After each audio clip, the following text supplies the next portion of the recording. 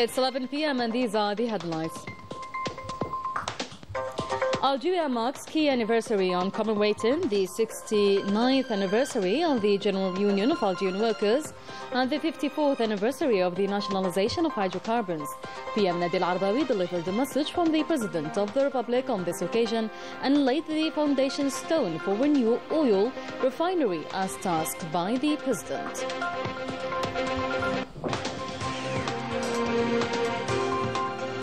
From nationalization to today, Algeria's energy wealth is put forward alongside the legacy of Sanat Khak as Algeria celebrated decades of sovereignty over its energy resources.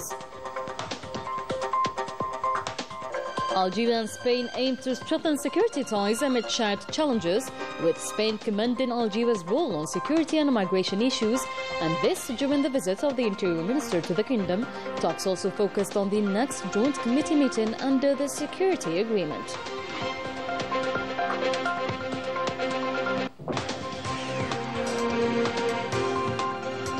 And with the crescent moon set to appear, preparations for Ramadan are in full swing across the country. We'll have a look at that by the end of today's edition.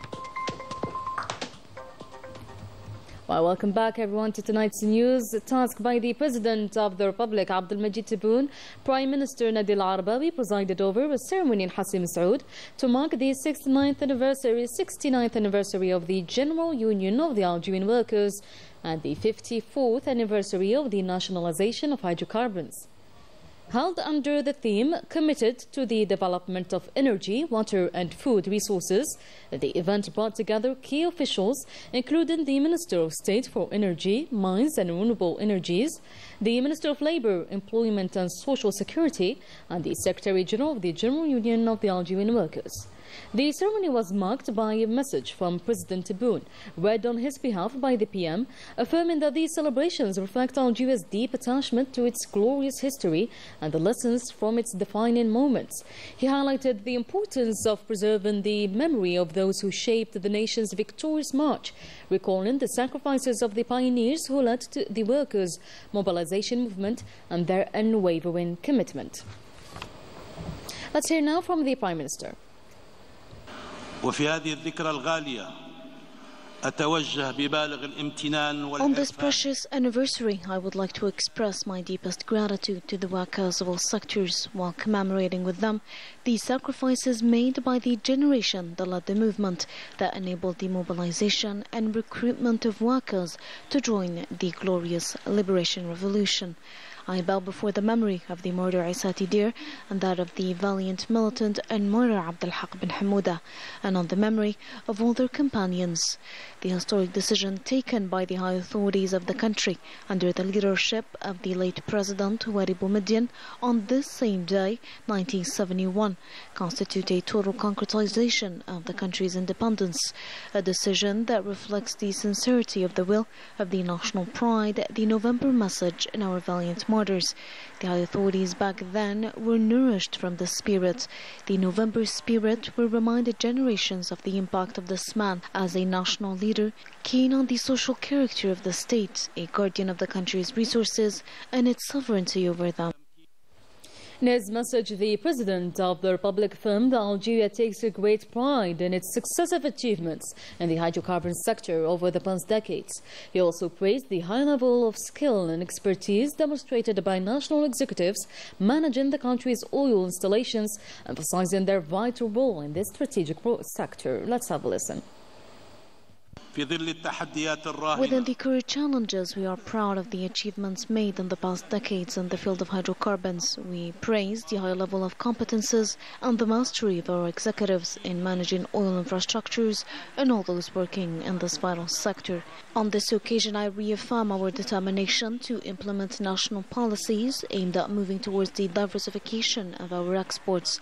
I assure you that the state will spare no efforts to strengthen the social benefits enjoyed by workers to improve their living conditions and working environment in accordance to the principle of the social state enshrined in the Declaration of November 1st. And as part of the celebrations, Prime Minister Nabil Arbawi laid the foundation stone for a new oil refinery in Hawd al-Hamra located in Hassim Saud. The project aligns with the instructions of the President of the Republic, aiming to enhance the energy sector. Once completed, the refinery will boost national production of petrol and diesel, strengthening Algeria's energy capacities. These have already played a key role in achieving self-sufficiency in petroleum resources, and this initiative is part of the sector's broader strategy to enhance national energy security. Now let's have a listen to the PM Nadil Arbawi.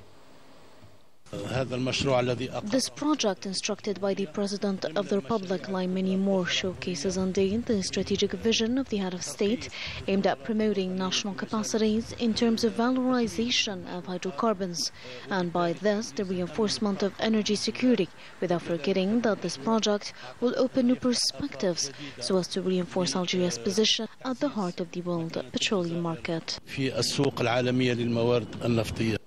Founded amid Algeria's fight for independence, the General Union of Algerian Workers has been a pillar of both workers' rights and national liberation. Despite brutal repression, its members endured imprisonment and martyrdom. Their sacrifices, along with the 1971 nationalization of hydrocarbons, making of today's date a lasting symbol of resilience and sovereignty. Melissa Lila Balaman reports. The General Union of Algerian Workers, UGTA, created on February 24, 1956, amid the Liberation War, under the leadership of Aissati Dair and several other patriotic activists, with the goal of defending the workers' right while also fighting against colonialism. Despite the repression, the UGTA plays a vital role in mobilizing the workers to support the independence. He engaged in union diplomacy. He traveled extensively abroad to carry out awareness campaigns with other international unions, be it in Africa, America or Europe. The French colonizer is cruel and brutal in its vengeance. Hundreds of Algerian unionists were imprisoned in detention camps and jails, which was the case of Aissati Dair, sequestered and mercilessly tortured by French executioners. He went through unspeakable forms of physical and psychological torture. They burned every parcel of his body. He fell martyr on May 26, 1959. The contribution of Algerian workers to the liberation struggle, the nation building and national defense during times of hardship remains deeply engraved in the memory of Algeria and its people. The working class has borne a heavy toll in sacrifices and martyrs, particularly during the turbulent 1990s, with one of its most emblematic figures being UGTA Secretary General Abdelhak Ben Hamouda. هذا اليوم باش ناخذ 51% من الشركات الفرنسية. ثانيا قررنا تأميم الغاز الطبيعي الموجود في الصحراء. ثالثا قررنا تأميم النقل البري، يعني كل الأنابيب اللي هي خارجة من الآبار هذه تصبح ملك متاع الدولة. February 24th remains a symbolic date, marking both the creation of the UGTA in 1956 and the nationalization of hydrocarbons 15 years later. These two historic milestones not only showcased the mobilization power of Algerian workers, but also served as a powerful source of inspiration for liberation movements worldwide. And the Sonatrach Group has made remarkable strides in the oil and gas industry in over 60 years of existence. And currently the group is working on energy transition with its 10-megawatt plant located in the Burkina Basin. Najat Tayyar has the details. The transformation of Algeria's energy sector into a powerful economic engine has been shaped by several key stages, beginning with the discovery of its first hydrocarbon deposits. This evolution has taken place against a backdrop after the independence by the nationalization and gradual opening up to the world's market. Currently, the sector is going through a decisive stage governed by environmental requirements, namely the imperative reduction of gas emissions and the transition of the sustainable energy, which is seeing spectacular advances made by the Sonatrach Group with its resolute commitment to a clearer, more environmental-friendly economy. On one of Sonatrach production fields in Burkina Basin, we find another plant considered as pilot plant, with a solar installation that includes a laboratory specialized in solar energy, which is paving the way toward its objective. The agreement between Sonatrach and Uni announced will build the first photovoltaic station and about to develop renewable energy in Algeria. It's the first of its kind, so the station has started producing electricity. In 2019, it's a 10 megawatt station. C'était une première en ce temps-là. Un laboratoire solaire. The solar laboratory here was designed to study different types of solar panels, and in real conditions, it's an intelligent laboratory. It can operate autonomously. The realization of Birkin Basin and Wirgla, in addition to these two photovoltaic power plants and another one in the studying phase, perfectly reflects the strategic importance that the Sonatrach partnership attaches to the development of renewable energies and the excellent level of the cooperation between Algeria and Italy in the domain. Its climate strategy will definitely play a major role in the energy transition to develop solar energy and in the reduction of gas consumption, and thereby the carbon footprint remains an ambitious project to develop the renewable energy in Algeria and contribute effectively to the production of 15,000 megawatts by 2035. In other news, the Minister of State for Foreign Affairs, National Community Abroad and African Affairs, Ahmed Attaf, held a phone call today with the Ukrainian Foreign Minister, Dmytro Kuleba.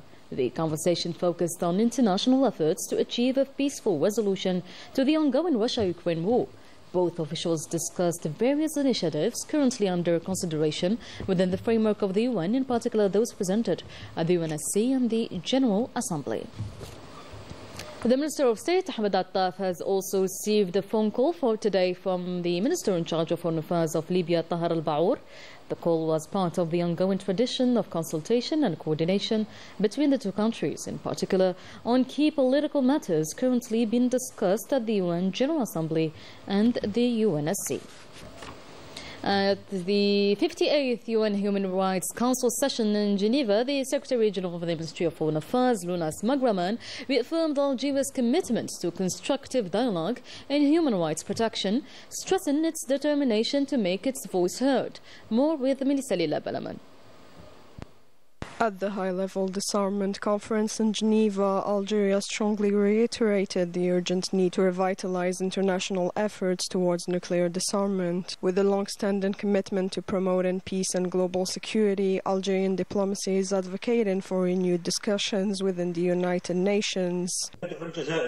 إلى ضرورة العمل على توفير كافة الشروط الضرورية لانعقاد ونجاح الدورة الاستثنائية الرابعة للجمعية العامة للأمم المتحدة المخصصة لقضايا نزع السلاح، بما يسمح بتجاوز حالة الانسداد الراهنة، كما تأمل بلادي أن تتوج الدورة القادمة لمؤتمر المراجعة لهذه المعاهدة بنتائج أكثر إيجابية. Beyond multilateral perspectives, Algeria also highlighted a painful chapter of its history, the nuclear tests conducted by the French colonial power on its soil. Decades later, the Sahara still bears the scars of these experiments with devastating health and environmental consequences.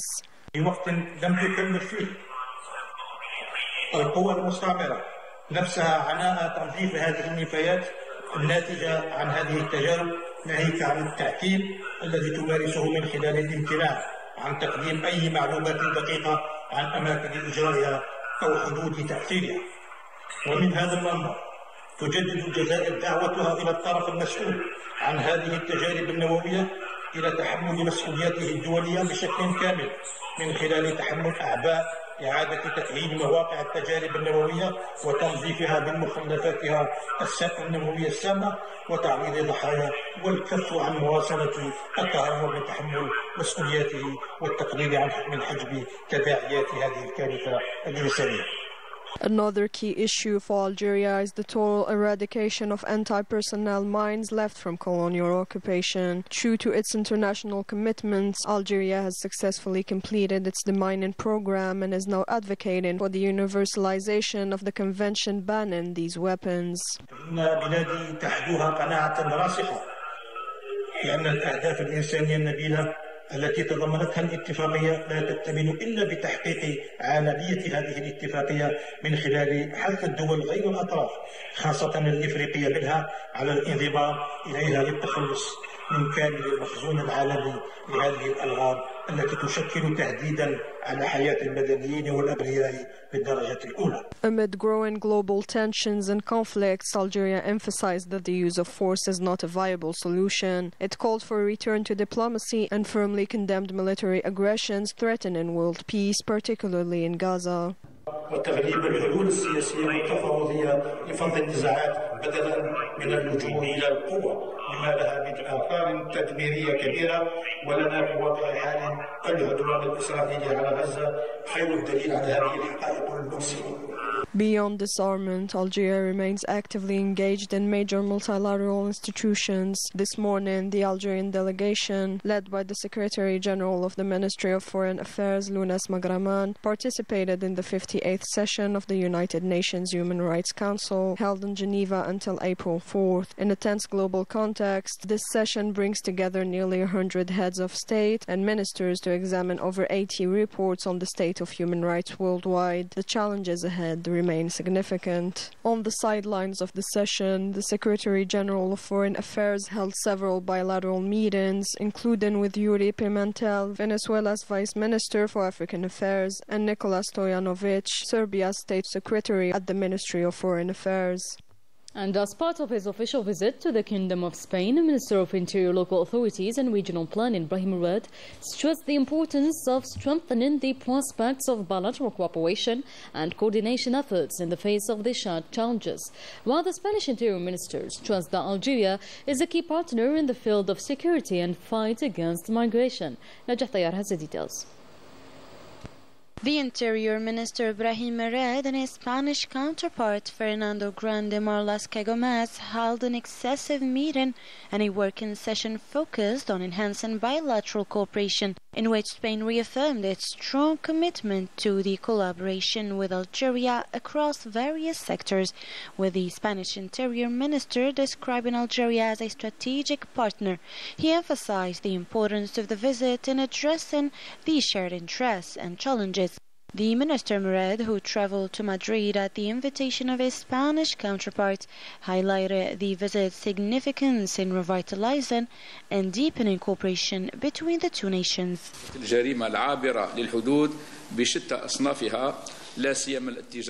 Cross-border crime in all its forms, including illegal trafficking in arms, ammunition, drugs and psychotropic substances, as well as cybercrime and economic crime, not to mention human trafficking and organ smuggling. The cross-border nature of these security threats calls for a collective response and an increased coordination in order to strengthen the preparedness and capabilities of the security apparatus in both countries. We take this opportunity to call for intensified coordination, consultation and exchange of information between security services to help combat and neutralize the organized crime networks. بما يسهم في التصدي لشبكات الجريمة المنظمة وقمعها وتحييدها. The Interior Minister also reviewed Algeria's approach to irregular migration.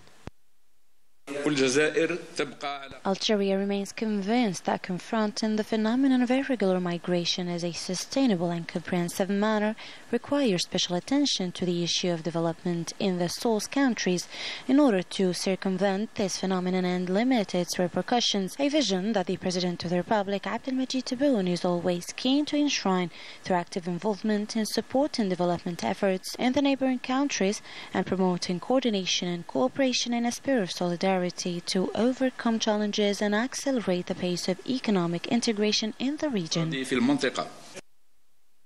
The visit also focused on cooperation in civil protection as well as road security and traffic safety.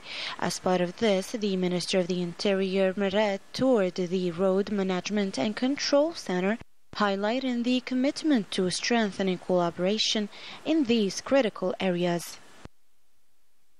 Spain's Minister of the Interior, Fernando Grande Marlaska, highlighted the strong bilateral cooperation between Algeria and Spain, describing Algeria as a key partner in security and immigration. He emphasized the shared interests and challenges between the two countries, stressing the need for collective responses to ensure effective solutions. The Spanish minister also discussed with his Algerian counterpart the upcoming joint committee meeting held under the 2009 Agreement on Security, Counter-Terrorism and Organized Crime. The two ministers agreed to strengthen the exchange of strategic, forward-looking and operational information to enable security forces to anticipate and counter illegal activities linked to organized crime and drug trafficking. Spain also praised Algeria's substantial efforts in combating human trafficking networks within its territory, which have led to the dismantling of numerous criminal organizations. Fernando Malasca expressed his gratitude to his Algerian counterpart for the support and effectiveness demonstrated by Algeria's security services, highlighting their crucial role in securing the release of a Spanish citizen.